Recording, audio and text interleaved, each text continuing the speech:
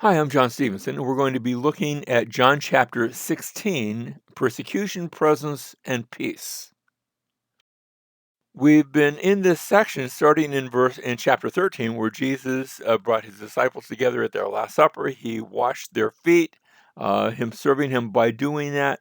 And then he begins the teaching section, which takes us from chapter 14 through chapter 16. That's the section we're still in now, where he speaks of his departure in the Holy Spirit. That was chapter 14. Chapter 15, abiding in Christ. He used that illustration of as a vine. I'm the vine, you're the branches, and you need to be connected to the branches if there's going to be any life in you. Now he's going to speak again of his departure and again of the Holy Spirit. And then when we get to chapter 17, next time, we'll be seeing him praying for his disciples. He serves his disciples by praying for them, that very long high priestly prayer, intercessory prayer, chapter 17. Chapter 16, verse 1, these things I have spoken to you so that you may be kept from stumbling. So that's the opening statement. I told you these things to keep you from stumbling. Brings up the question, from where does the danger of stumbling come? Um, and it's because they're about to see Jesus arrested and put on trial and crucified. And um, those are all stumbling events. But he's forewarning them. He's going to take them to look past that because there's hope in the future. Verse 2, they will make you outcasts from the synagogue. It's not going to get better. It's actually going to get worse. The they there is the same they who are going to take Jesus and crucify him, those who are against him. They'll make you outcast from the synagogue, but an hour is coming. And notice this is going to be persecution not from the world, not from those nasty old Gentiles. This is going to come from your fellow Jews. They're going to cast you out of the place where you think you ought to be able to find safety. But an hour is coming for everyone who kills you to think that he's offering service to God. The very people that think they are serving God will be the ones that initially will be the source of persecutions. Can I say it this way? When you look at the book of Acts, the whole first half of the book, all the persecutions, in fact, all the persecutions in the first half are from the Jews.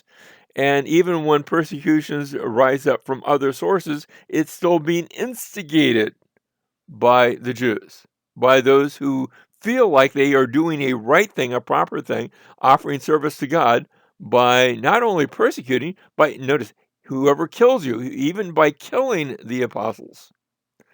Now, these things they're going to do because they have not known the Father or me. They see themselves as the chosen people of God, but they haven't known God. Not really. Because if they had really known God, they would have known the one that God has sent. Verse 4, but these things I have spoken to you, so that when their hour comes, now he's talking about his hour is coming, and the hour of the disciples is coming. But notice, when their hour, that's the people that are out to get you. That's the people who have Jewishness as their heritage. They're supposed to have God as their heritage, but somewhere in the process, they've lost sight of God because they lost sight of the one that God sent. So that when their hour comes, you may remember that I told you of them. Um, and so he's giving them this by way of remembrance, that they will remember this. It will call to mind. And so I'm telling you these things so that you'll remember. These things I did not say to you at the beginning because I was with you, but now I'm not going to be with you. Now there's going to be a change. And so I didn't tell you these things at the outset. Now I am telling you because we're coming to the cusp of what's going to be different. So I didn't tell you these things at the beginning, but I'm telling you now so that in the future, when you get past this point, you'll remember what the program and the process was going to be. Notice, I was with you. I won't be with you. So you'll need to remember because I won't be there to remind you any longer.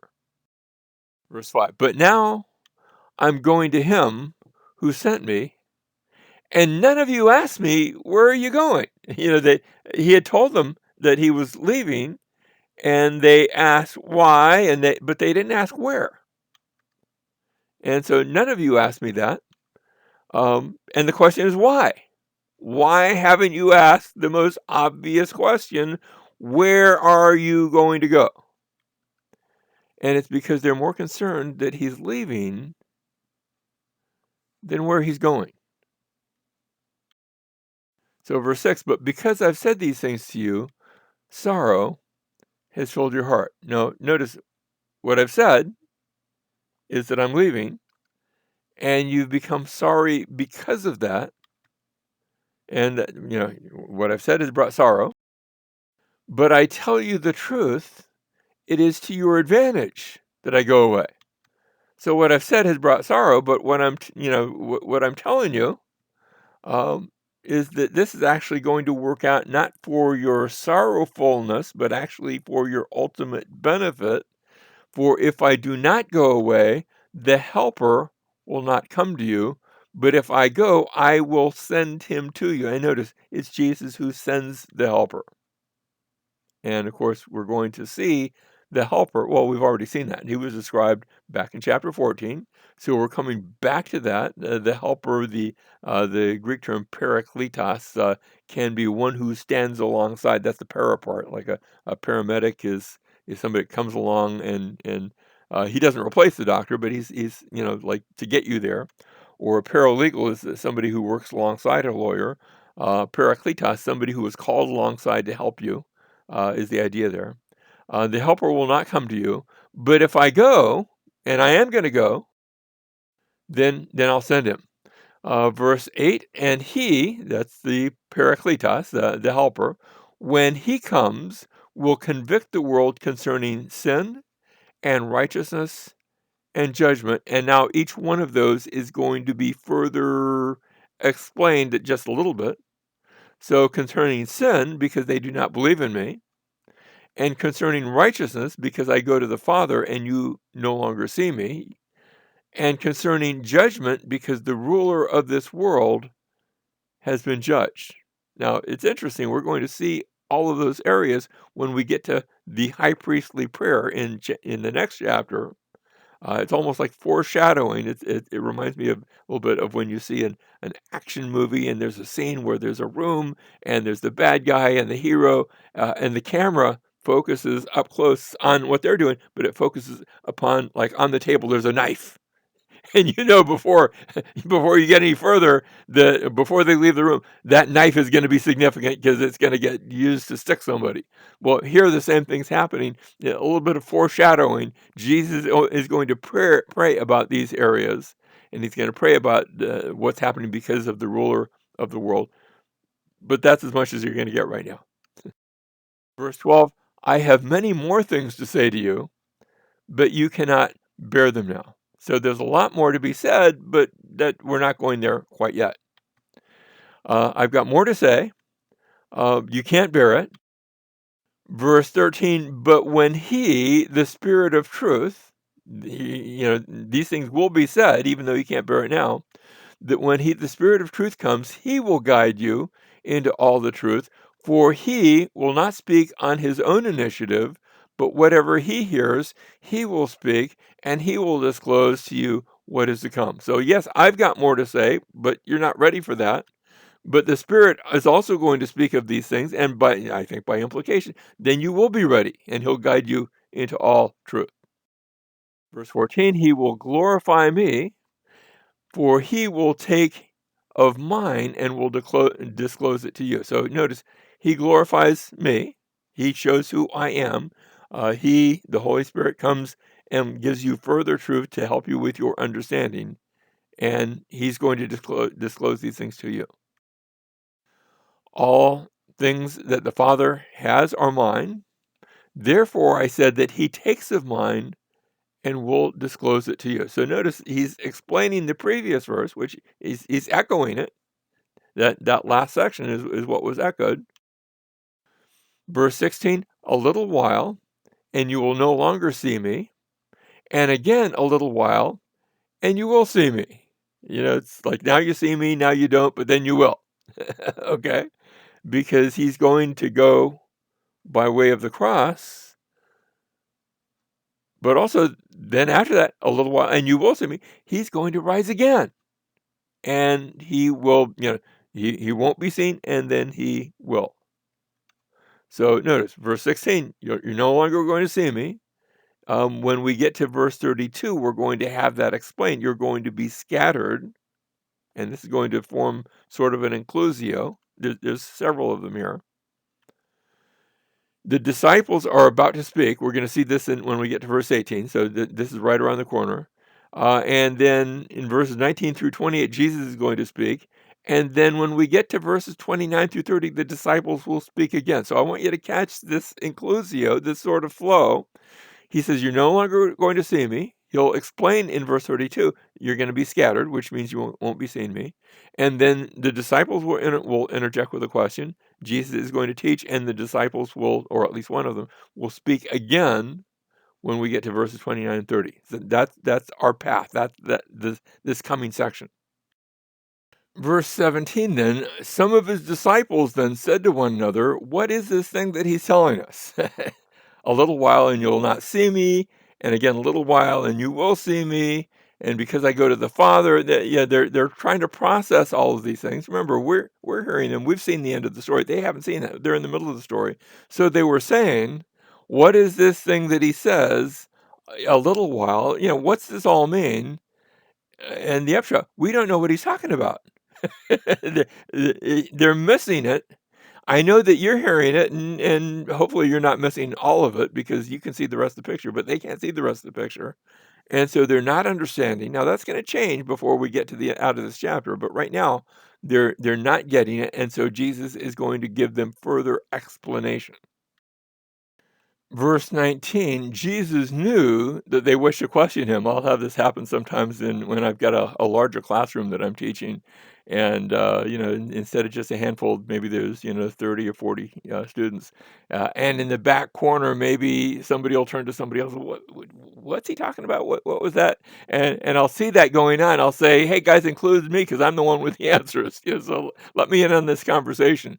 So Jesus does the same thing. He knew that they wished to question him, but instead they're talking among themselves. And he said to them, are you deliberating together about this that I said a little while and you won't see me? And again, a little while that you will see me. And he's nailed it. That's exactly what they're talking about. And he's going, but he wants to, you're asking the wrong person. You're asking each other. You need to ask me. So verse 20, truly, truly, I say to you that you will weep and lament, but the world will rejoice. You're going to grieve, but your grief will be turned into joy. Yes, there's some bad things around about to happen, and the world's going to be rejoicing. The people that don't like me, that aren't my people, they'll be rejoicing. You're going to be grieving, weeping, lamenting, grieving, but it's not going to stay that way. It's going to result in joy. 21, whenever, and now he takes the illustration of a pregnant woman. Whenever a woman is in labor, and pregnancy is one thing, but labor is another, because pregnancy, yes, has its ultimate destination, but when a woman goes into labor, like this is the nasty here and now. I remember when Paula was delivering our daughter, the serious labor pain started, and she was like, "Well, make it go back." No, no, it's coming. Um, Whenever a woman is in labor, she has pain, and I watched that. I've not experienced that firsthand. I've experienced it secondhand through her. Because her hour has come, and we've seen that phrase, my hour is not yet come, my hour is not yet come, and then the hour comes, and there's no denying it. But when she gives birth to the child, she no longer remembers the anguish because of the joy that a child has been born into the world. Now, I'm not saying that my wife doesn't remember that, but the joy overcomes, it overshadows, it overpowers the remembrance of the pain, where it was worth it. And you're going to go through some pain, but there's going to be joy at the end of the tunnel. Verse 22, therefore you too have grief now, but I will see you again, and your heart will rejoice, and no one will take your joy away from you. So yes, there after the labor pains, there's coming rejoicing and joy. Verse 23, in that day you will not question me about anything. Truly, truly, I say to you, if you ask the Father for anything in my name, you're not going to question, because you're not going to need to question, because if you ask the Father for anything in my name, he will give it to you. Until now, you have asked for nothing in my name. Ask and you will receive, so that your joy may be full. We've already been through that asking part back in chapter 14. Remember, we said it there. Ask and it will be given to you. And of course, in chapter 15, we saw that that asking has to do with asking for his presence, asking for the Spirit, asking for the fruit that comes from the Spirit, and asking for that fruit. You ask and it will be given. He's coming full circle to that. You're going to ask and you're going to receive, so that your joy may be made full. 25, these things I have spoken to you in figurative language. You say, well, that's not been really clear. That term figurative language is para oimia. The para part sounds a little bit like a parabola, like a parable, but it comes actually from the term oimia. The para is alongside of oiomia is to think, and then to think alongside of. Figurative language. Actually, it's a phrase that denotes maybe dark sayings, or a proverb, or a parable. I've spoken into you in figurative language. I've been saying, and you haven't really gotten it. An hour is coming when I will no longer speak to you in figurative language, but I will tell you plainly of the Father. You've got all the pieces of the puzzle. I'm going to show you the completed picture of the puzzle. It's all going to come together. Verse 26, in that day you will ask in my name, and I do not say to you that I will request the Father on your behalf. Instead of you going through me, you're going to go in my name. You're going to go because I have given you authority to go. And you're going to ask in my name. I don't say that I will request of the Father on your behalf. It's not going to be me as the intermediary, for the Father himself loves you, because you have loved me and have believed that I came forth from the Father. And so instead of using the intermediary, you're going to get to go right to the Father, because you have that connection to me. We come on the basis of Jesus, but we don't. Let me just say, Jesus didn't say, pray to me, and then I'll pray to the Father. He says, no, you're going to go to the Father because of that connection, because you've loved me and believed that I came forth from the Father. Now you have the privilege, the right to go before him. And so because you've loved me and have believed that I came from him, that's your connection. Verse 28, I came forth from the Father. So you've got the Father, and I came forth from the Father and have come into the world. Now I'm leaving the world and going again to the Father. Verse 29, his disciples said, and remember we had this, the disciples were talking among themselves before. Now his disciples said, lo, now you're speaking plainly. We're finally getting it, and are not using a figure of speech. Now we know, back in verse 18, we didn't know what you're talking about. Now we know that you know all things and have no need for anyone to question you. By this we believe that you came from God. They're feeling like their questions have been answered. As I'm reading along, I say, are you really getting it? And they're saying, yes, we are. I'm not sure that let me just say, I think they're on the path, because now Jesus has opened up, at least to their, I think it's their ears have opened up. I think their understanding is opened up. I think Jesus is being just as clear as he was before. But now it's breaking through, and now it's becoming clear to them. Now Jesus answers them. Do you now believe? Really? You think you're finally there? You think you finally arrived? Behold, an hour is coming and has already come for you to be scattered. Now, back in verse 2, he had said that an hour is coming for everyone who kills you to think that he's offering a service to God. Then in verse 25, an hour is coming when I'm no longer going to speak to you in figures of speech, and he's begun to speak plainly. They think they're there, but really the hour has come for you to be scattered, because that's what's going to happen just a chapter away. When we get to chapter 18, they're going to go every which way. An hour is coming and has already come for you to be scattered, each to his own house, and to leave me alone. And yet I'm not alone, because the Father's with me. And we'll see that in the next chapter. That's going to be the prayer.